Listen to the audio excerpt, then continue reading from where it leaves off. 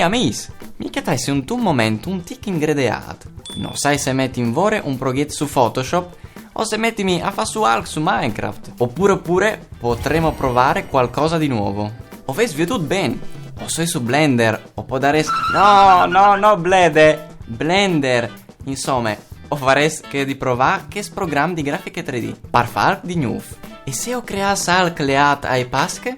Stant che al manche po, per esempio, Blender sarebbe perfetto per creare l'innominato gioco dal trucco. Già malviot, Blender si utilizza proprio per creare sculture 3D e come se fossimo dei veri scultori si inizia sempre da un cubo. Il gioco più tradizionale de pasche, che per Furlan si chiama Pasche Maior, il truc. È un gioco molto antico che si gioca la domenica di Pasqua e a Pasquetta nelle piazze di Cividale. Pensate che era estremamente popolare già nel XVIII secolo. Come è arrivato il momento di giocare. I giocatori possono essere tanti e ognuno ha i suoi us che hanno di essi durs e colorati.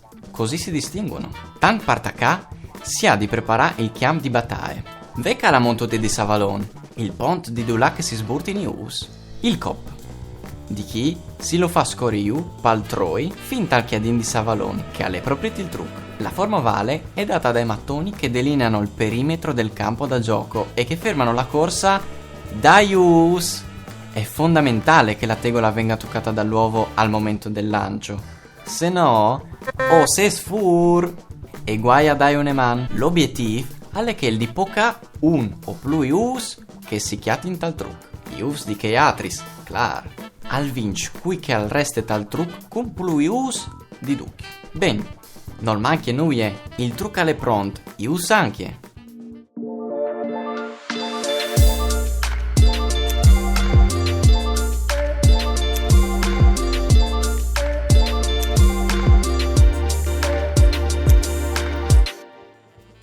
Parnio cont, noi è maniere miglior di celebrare la Pasche Maior, che con queste tradizioni. E sentito il rumore che a fase news quando che attrussin tra di loro?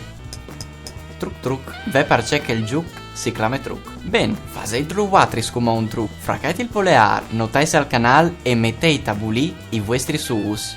Us pieti par giua e intant buine pasche viei. Maman.